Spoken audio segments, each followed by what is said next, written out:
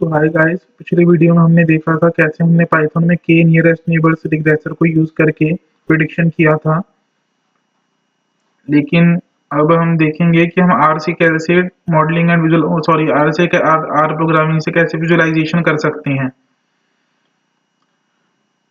तो ये हमने आर को यूज करने के लिए क्या कर के अंदर हमने पहले ये इंस्टॉल कर लिया वाई आर बेस पैकेज। जैसे हमने ये सब इंस्टॉल किए पैकेजेस वगैरह, आई आर कर्नेल रिपोजिटरी ये सब।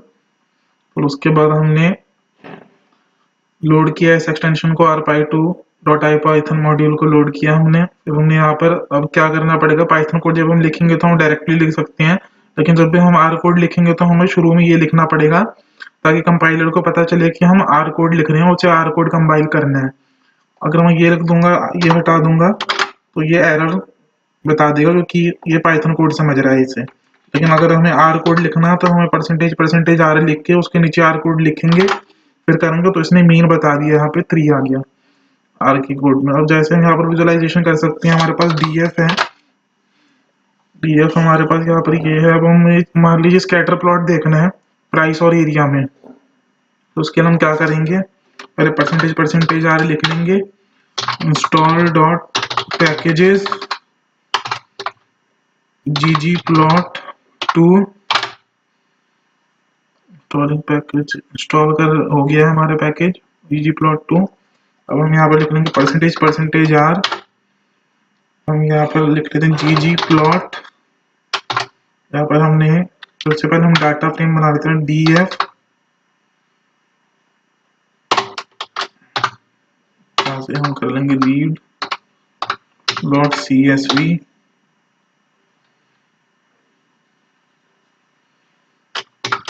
इसमें हमने पाथ डाल दिया ये वाला,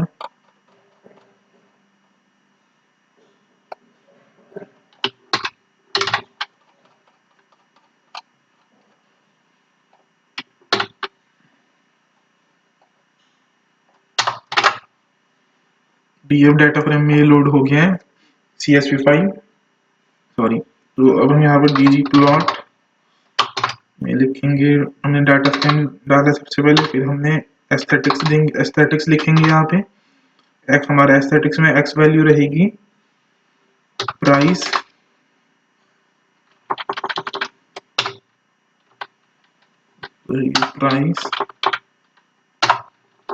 प्राइस वाई वैल्यू रहेगी हमारी एरिया। यहाँ पर हम कर देंगे प्लस, यहाँ पर हम कर देंगे जियोम पॉइंट फॉर स्कैटर प्लॉट। हम एस्थेटिक्स इसमें कर देंगे,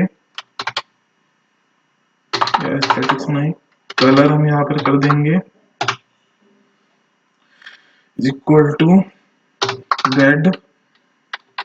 यहाँ पर हम इसे कर देंगे pch कर देंगे हम यहाँ पे pointing character is equal to 19। अब इसे देखते हैं रन करके, कुछ एरर आया है, कह रहा है could not find function ggplot।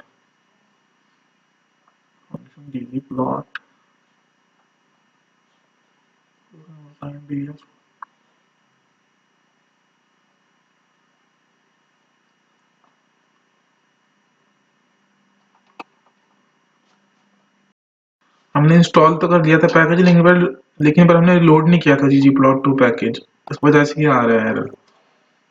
और एक और चीज यहाँ पर हम इसे कर लेते हैं, एरिया को हम एक्स एक्सिस पे कर लेते हैं, प्राइस को वाई एक्सिस पे कर लेते हैं। यहाँ पर हम कर लेते हैं लाइब्रेरी, लोड कर लेते हैं हम यहाँ पे, और यहाँ पर हम लिख देते हैं ggplot2। ये हमारा ggplot2 का प्लॉट आ गया आर का। एरिया यहाँ पर है और प्राइस यहाँ पर है। इसमें हम देख सकते हैं कि ये एक तरह का ऐसे फॉलो कर रहे हैं, मतलब कि इसमें लिनियरिटी मतलब कि प्रॉपर नहीं है, मतलब कि यहाँ पर थोड़ा सा ये एक फनल शेप की लिनियरिटी बन रही है। इसमें कुछ आउटलायर्स रिमूव करने वाले हैं, इसमें कुछ आउटलायर्स, जैसे हम ये साइड के कुछ आउटलायर्स और यहाँ के कुछ आउटलायर्स इसके रिमूव कर दें ऊपर के, तो एक लीनियर पैटर्न ही बन जाएगा इसमें। तो वो हम कर लेते हैं, यहाँ पर हम कर लेते हैं R, परसेंटेज R प्राइस, यहाँ पर हम कर लेते हैं quantile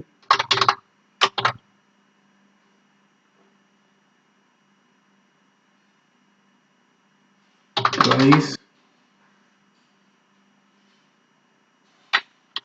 quantile DF price, comma 0.75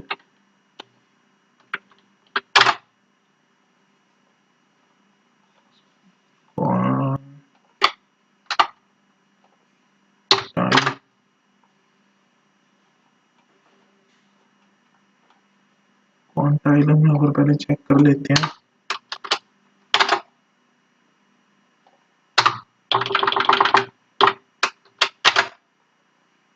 quantile को इसने बता दिया है हमें, क्वांटाइल इसने बता दिया है Z, P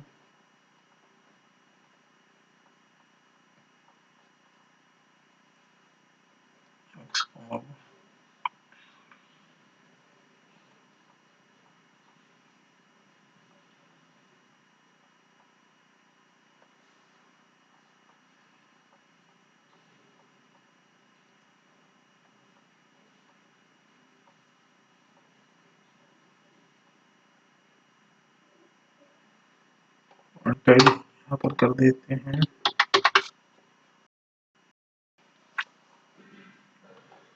यहाँ पर हमने क्या करना है, DF प्राइस, यहाँ पर हम इसे कर देते हैं DF प्राइस, 0.75 पे हमारा क्वांटाइल आ गया है। अब हम इसे क्या करेंगे, इसे स्टोर कर देते हैं DF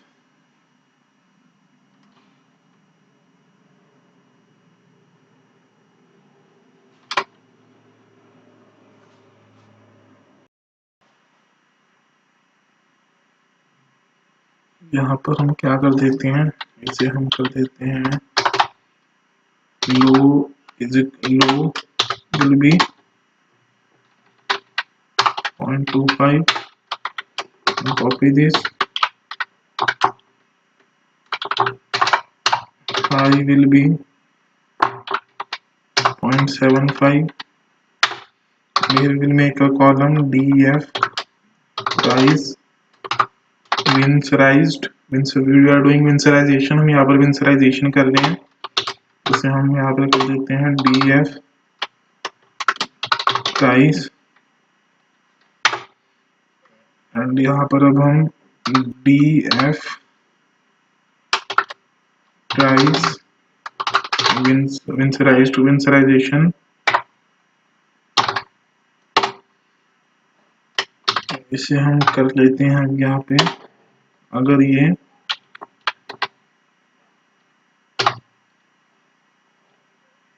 सेम कॉपी कर लेते हैं इसे,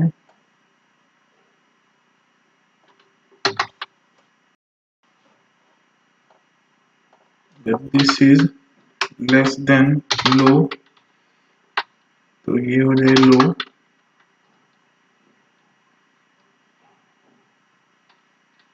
अगर दिस इज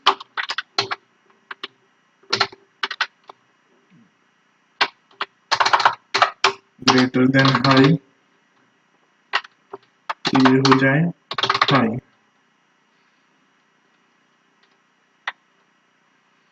इसी तरह हम यहाँ पे एरिया का भी कर लेते हैं,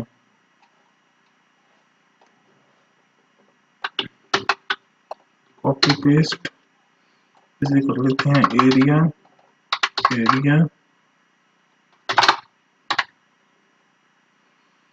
इसे भी कर लेते हैं, इसे कर लेते हैं एरिया,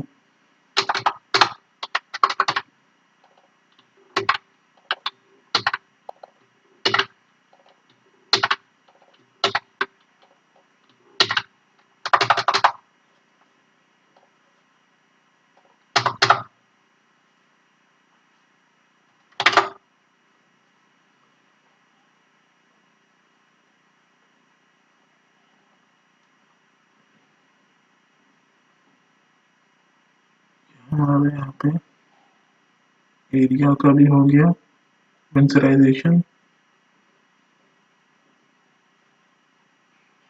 और प्राइस का भी हो गया है अब।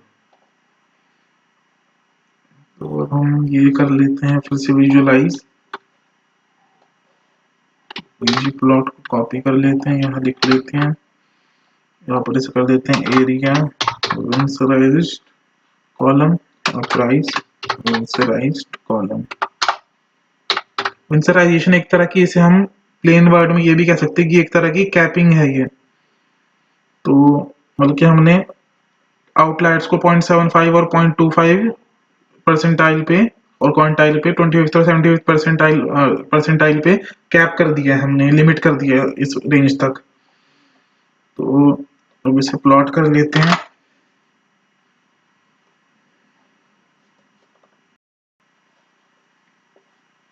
ये हमारा रन हो रहा है यहाँ पे कोड।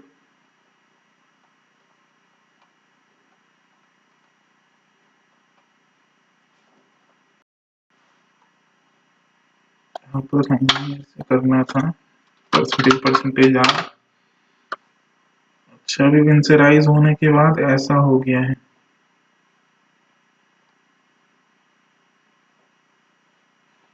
विंसराइजेशन की वजह से कुछ ऐसा हो गया है।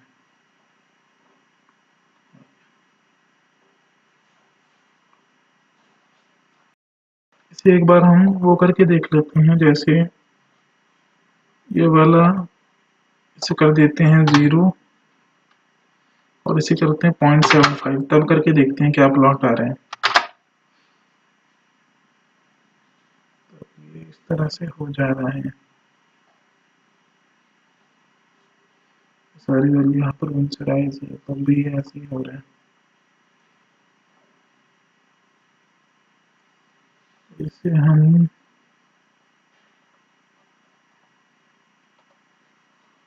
0.5 अगर के देखें तब भी स्ट्रेट लाइन नहीं आ रही है। अगर प्राइस को यहाँ तक हो जाए, बहुत ज़्यादा इसमें रैंडमनेस, एंट्रोपी बहुत ज़्यादा है इसकी। इसके क्या सोल्यूशन है जब ये वाली वैल्यू स्ट्रेट लाइन में आ जाए।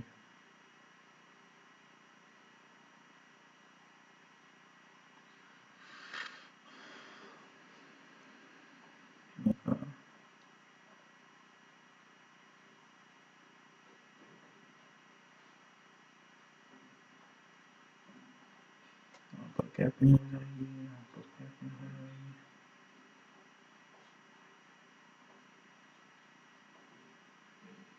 अच्छा, हमने यहाँ तो किया ही नहीं,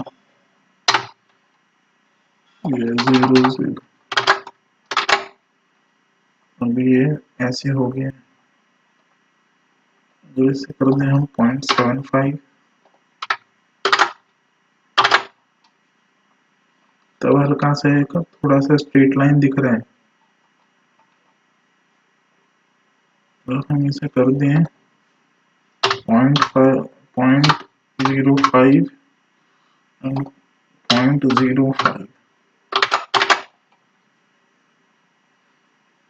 तब भी ज़्यादा फर्क नहीं आया। लेकिन अगर हम इसे कर दें 0.95 0.95, तब थोड़ा सा स्ट्रेट लाइन यहाँ पर हल्का सा स्ट्रेट, मतलब कि एक स्लोप हमें हल्का सा यहाँ पर दिख रहा है, एक स्लोप दिख रहा है यहाँ पे। हम डीएफ देखते हैं,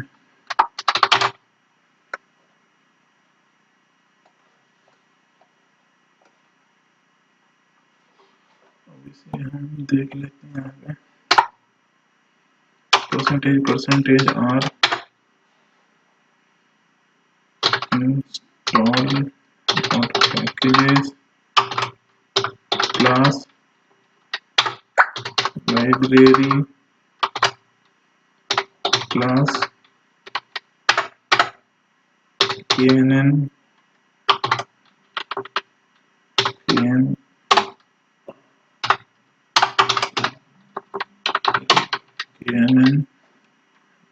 डेटा फ्रेम में तो हमारा df आ गया। हमारा df सबसे पहले यहाँ पर हम क्या करेंगे, सैंपल df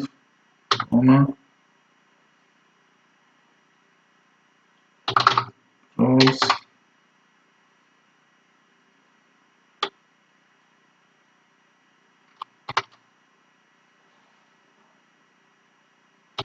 and 7.8.75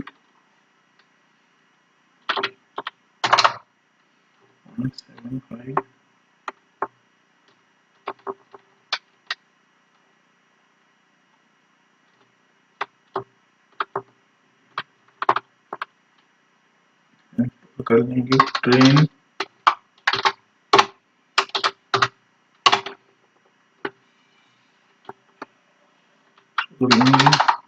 इंडेक्स, फिर यहाँ हम कर लेंगे df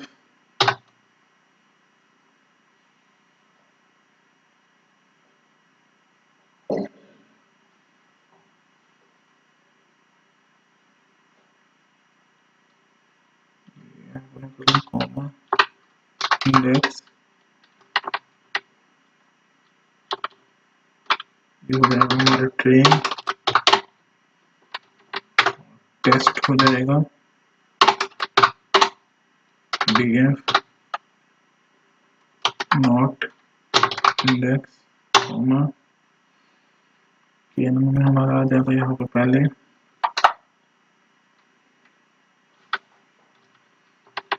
ट्रेन, हमारा आ जाएगा x ट्रेन x टेस्ट, ये हो जाएगा हमारा minus price minus price y test हो जाएगा हमारा df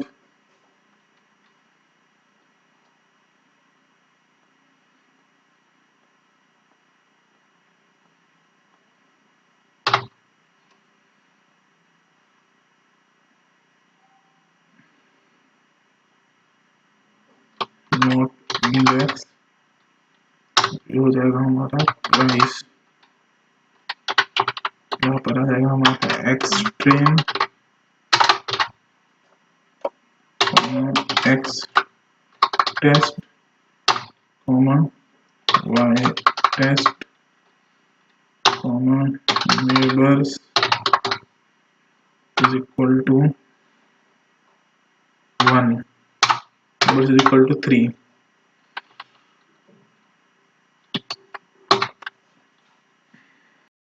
ये हमारा करेक्टेड कोड है, यहाँ पे इसे रन करते हैं, कुछ इसमें एरर आया है।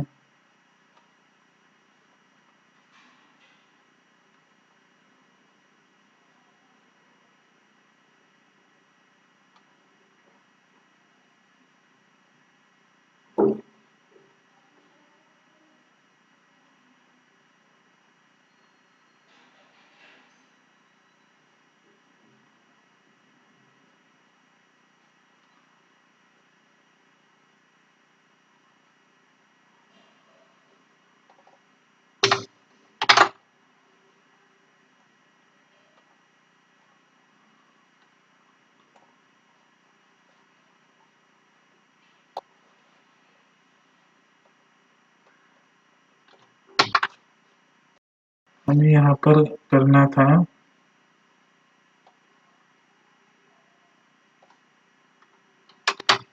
एरिया एरिया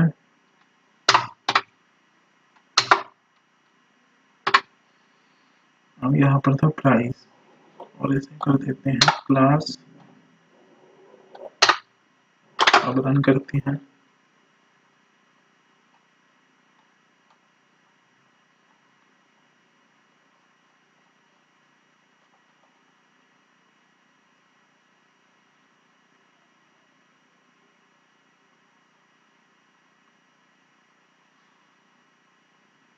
ये हमारा यहाँ पर होना था, ये होना था area wins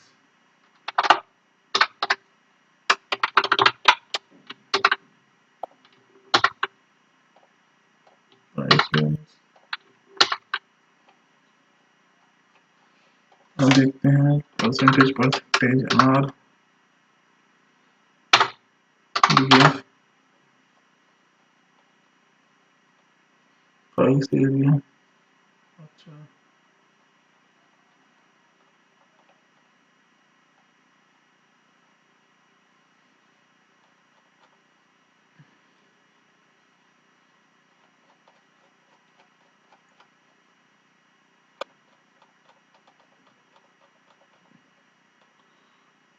DF area what head price.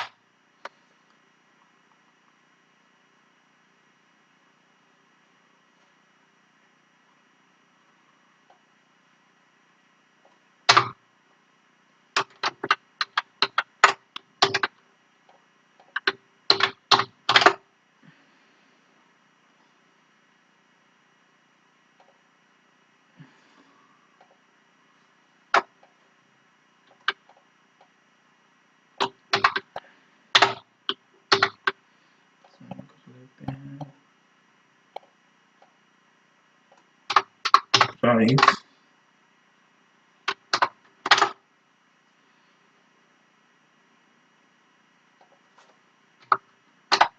Rent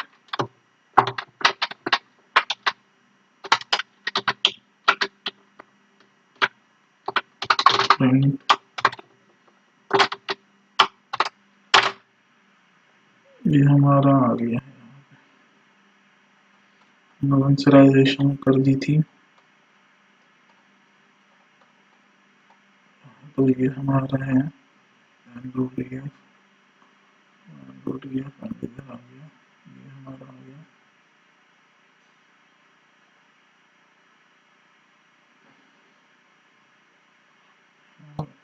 elements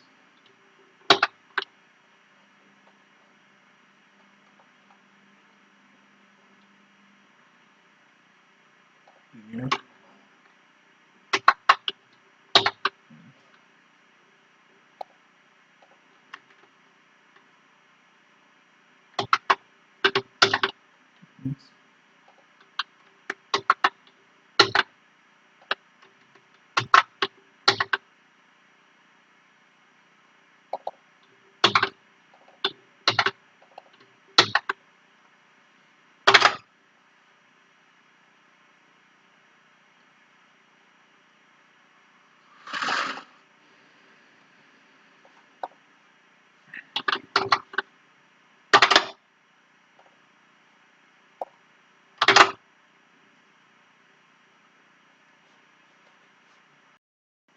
यहाँ पर अब हमने रिग्रेशन वाला यूज किया, पहले वो मिस्टेक हो गई थी हम लोगों से, हमने क्लास यूज कर लिया था। रिग्रेशन हम यूज कर रहे हैं तो वो थोड़ा गड़बड़ हो गया था। अब हमने FNN पैकेज इंस्टॉल किया है, रैंडम स्टेट डाल लिए, इंडेक्स बना लिए सैम्पलिंग करके, ट्रेन टेस्ट डाल दिए एंड एक्सेल में डाल लिया हमने एरिया, प्राइस डाल दिया टेस्ट वाई में और ट्रेन में। फिर हमने लाइब्रेरी इंपोर्ट करी FNN, फिर हमने knn.reg फंक्शन यूज किया और यहाँ पे इसे प्रेडिक्शन कर लिया। अभी हमारे रन हो रहा है कोड।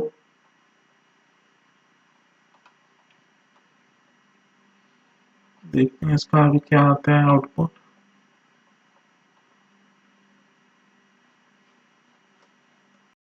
इसमें प्रॉब्लम आ रही है इंस्टॉल करने में लाइब्रेरी, तो अब हम यहाँ पर मैनुअली एक फंक्शन बनाएंगे KNN का। हमने बना दिया है यहाँ पे सप्लाई का यूज करके। फंक्शन हमारा ये है, KNN का फंक्शन वाला पार्ट हमारा ये है। पहले हमने डिस्टेंस कैलकुलेट किया, फिर k नियरेस्ट नेबर्स देखे, फिर एवरेज रिग्रेशन हमारी वैल्यू प्रिडिक्शन आ गई। ये फिर प्रिडिक्शन में स्टोर हो जाएगा। प्रिडिक्शन यहाँ पर, और यहाँ पर SSE हमारा हमने कैलकुलेट R2 स्कोर कैलकुलेट करेंगे। हमारा यहाँ पर R2 स्कोर आ रहा है 0.27। तो मतलब कि पहले हमारा पाइथन में R2 स्कोर आया था, पिछले वीडियो में माइनस में आ रहा था, लेकिन जब हमने विंसोराइजेशन करी तो हमारा R2 स्कोर बहुत अच्छी तरह इंप्रूव हो गया। 0.27 मतलब कि -20 से 0.27 हो गया। मतलब कि हमने विंसोराइजेशन का यहाँ पर हमें फायदा मिला है बहुत अच्छा। क्योंकि यहाँ पर हमने क्या किया, पहले हम देख पा रहे थे ये थोड़े यहाँ पर इस तरह की शेप आ रही थी इसमें, लेकिन जब हमने इसे विंसराइज किया तब ये थोड़ा इसमें नॉइस क्लियर हो गई। अब हम देखते हैं विदाउट विंसराइजेशन क्या आ रहा है। यहाँ पर हम देखते हैं विदाउट विंसराइजेशन,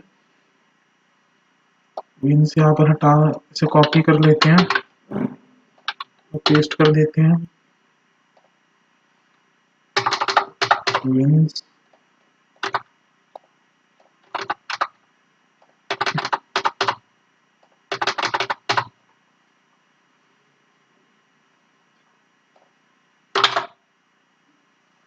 ये अब यहाँ पे 30% आ रहे हैं,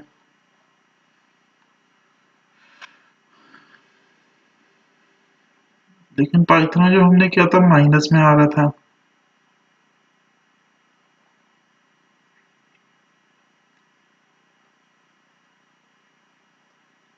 हमने एनेबल 3 यूज किए हैं। ऊपर देखते हैं यहाँ पर -19। अगर हम इसे कर दें जैसे 3 करके देखें यहाँ पर भी तो -14 आ रहा है। अगर हम स्केलिंग हटा दें इसमें से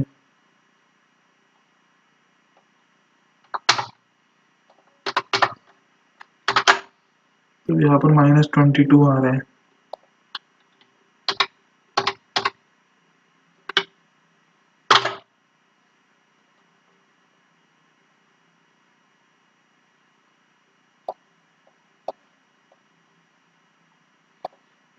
तो भी यहाँ पर स्केलिंग हटा के भी नहीं आ रहा है। क्रॉस वैलिडेशन हमने लगाया, स्कोरिंग इक्वल टू R2 लगाया, R2 score scores dot mean. अच्छा, प्राइस और एरिया का देखना है ना हमें सिर्फ।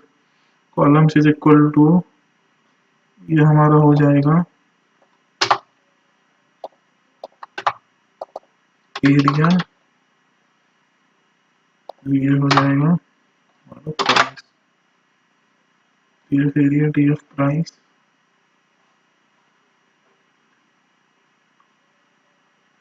कुछ एरर आया है,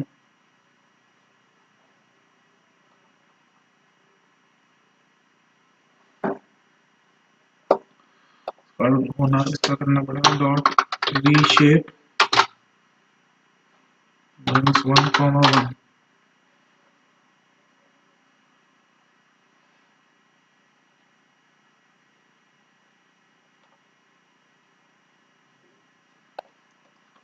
डॉट वैल्यू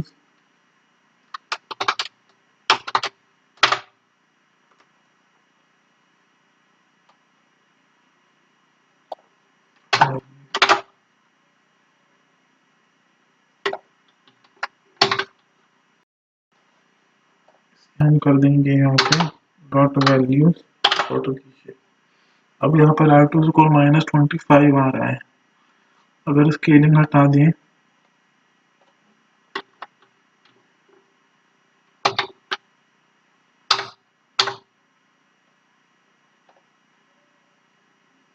फिर देखें तब भी -25 ही आ रहा है।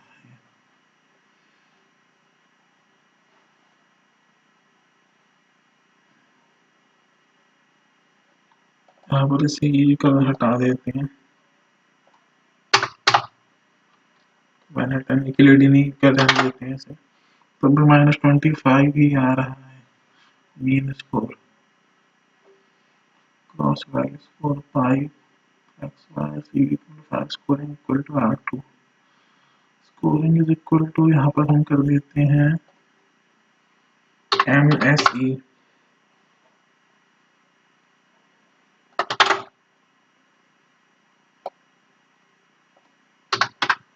तो area dot value dot ratio अगर हम इसे कर दें, नीचे हम देख पा रहे हैं कि 30% आ गया हमारा जो हमने नॉर्मली DFA और DF प्राइस को लिया।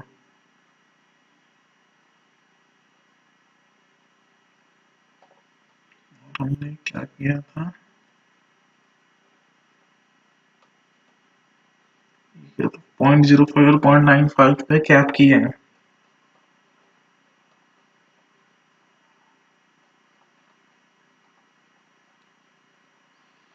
पॉइंट 0.05 और 0.95 पे हमने इसे कैप किया है।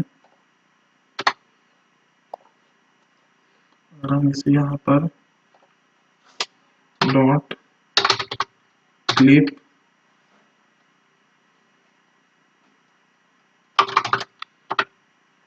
एट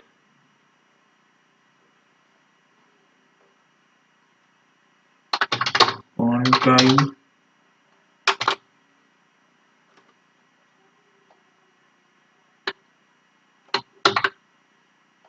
BF एरिया, 0.95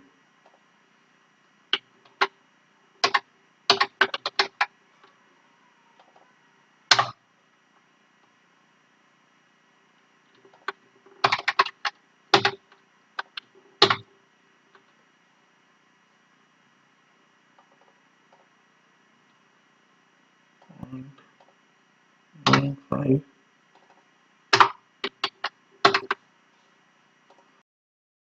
यहाँ पर हम इसे लोअर कर देते हैं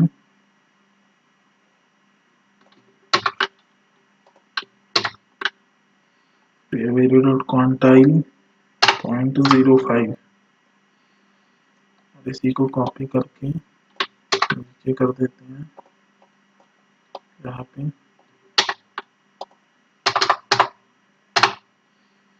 कर देते हैं प्राइस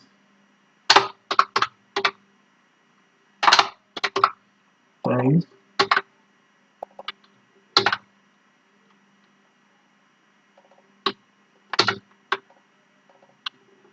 प्राइस कर देते हैं यहाँ पे रिमूव। अभी भी हमारा ऑटो स्कोर नहीं बढ़ा, -0.29 ही आ रहा है।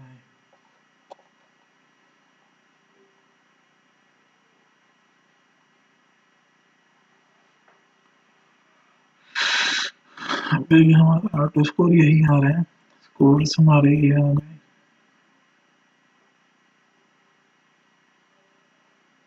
और एज स्टैंडर्ड स्केलर हटा दें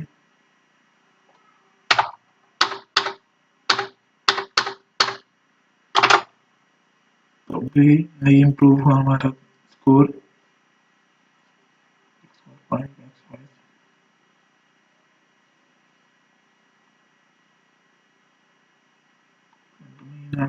स्कोर नॉट मीन।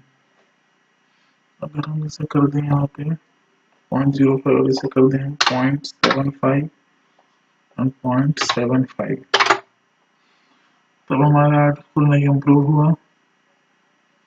अगर हम इसे 0.5 कर दें तब भी नहीं इम्प्रूव हुआ।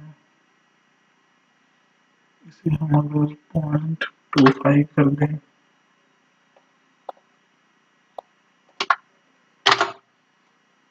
तो भी नहीं, भी कुछ नहीं आ रहा है यहाँ पे।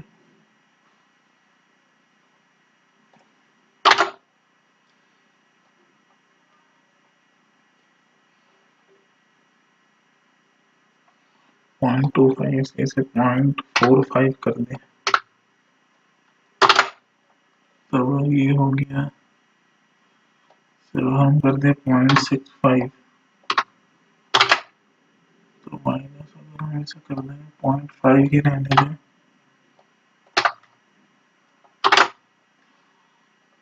-0.4 अगर नेबर्स इक्वल टू हम कर दें इसमें 1 तो -6 पॉइंट नेबर्स इक्वल टू अगर हम इसमें कर दें 5 फिर neighbours equal to 15 neighbours equal to 75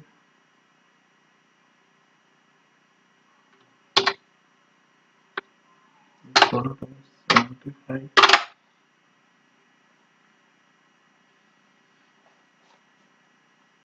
neighbours equal to 175 करके देखा है हमने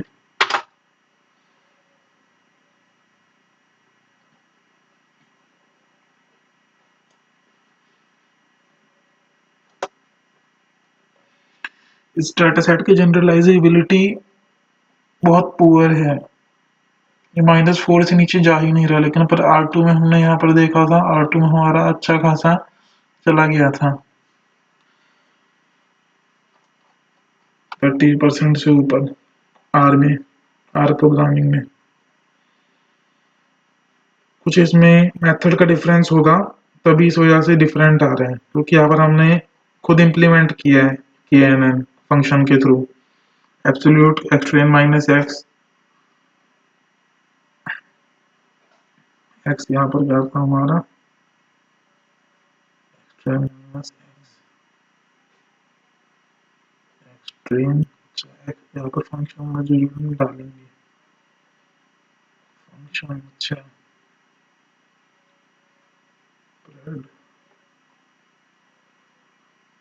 हमने यहाँ पर किया और अच्छा एक्स टेस्ट यहाँ पर हमने डाला ये प्रिडिक्शन के लिए है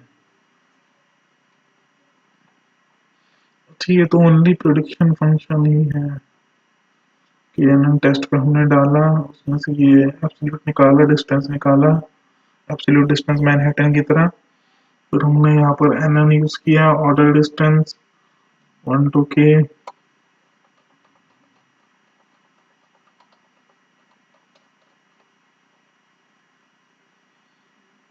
यहाँ पर इसे कर देते हैं 3 metric is equal to Manhattan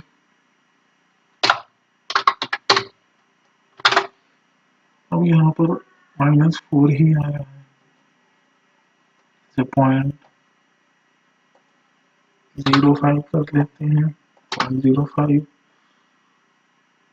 करके देखते हैं वही आ रहा है 0.95 बिल्कुल मैच करके देखते हैं जो हमने R प्रोग्रामिंग में किया था -29 ही आ रहा है -29 हमारा आया था ऊपर 127 1 minus sum of square error squares divided total sum of squares तो यहाँ से हमारी यूनिट ठीक है ये फैक्टर KNN प्रेड हमने जो किया है x test function x absolute x train minus x test को माइनस किया हमने x ट्रेन में से एब्सोल्यूट ठीक है ऑर्डर के डिस्टेंस 1 से k ओके NN आ गया mean of y train NN बिल्कुल नॉर्मल KNN फंक्शन है यहाँ पे इस तरह से तो हमारा ठीक आ रहा है लेकिन अब हमने कुछ कहीं पे कुछ तो किया है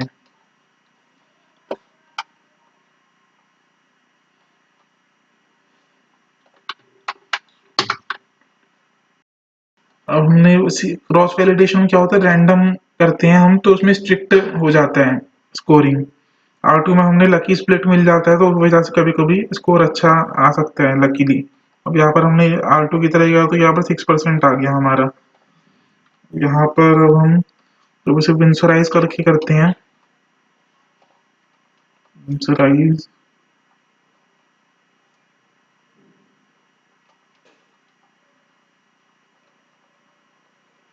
विंसराइज वाला ये कॉपी कर लेते हैं इसे पेस्ट कर देते हैं।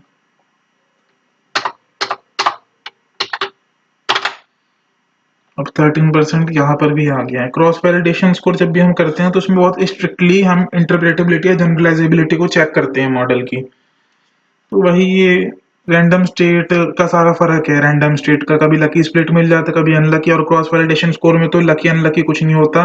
वो बहुत स्ट्रिक्टली चेक करता है रैंडमली स्प्लिट बना बना के। तो उस वजह से उसमें बिल्कुल जो स्कोर मिलता है वो बिल्कुल सही मिलता है क्रॉस वैलिडेशन स्कोर यूज करने का। तो हमने इस वीडियो में सीखा कि क्रॉस वैलिडेशन स्कोर यूज करना क्यों जरूरी है। अगर हमें बहुत अच्छा मतलब कि रिजल्ट चाहिए, जो मतलब कि जिसके में अंदर कोई डिफेक्ट ना हो उस रिजल्ट के अंदर, करेक्ट रिजल्ट अगर हमें चाहिए बिल्कुल इंटरप्रेटेबिलिटी और जनरलाइजेबिलिटी ऑफ मॉडल के बारे में, अगर हमें करेक्ट रिजल्ट चाहिए जो हम डिप्लॉय कर सकें इंडस्ट्री लेवल पे, तो क्रॉस वैल स्कोर सबसे बढ़िया रहेगा चेक करने के लिए। R2 स्कोर या फिर AC या मीन स्क्वायर एरर वगैरह मैट्रिक्स जितने भी हैं। तो ये हमने वीडियो में सीखा। तो so thank you for watching this video. Have a nice day.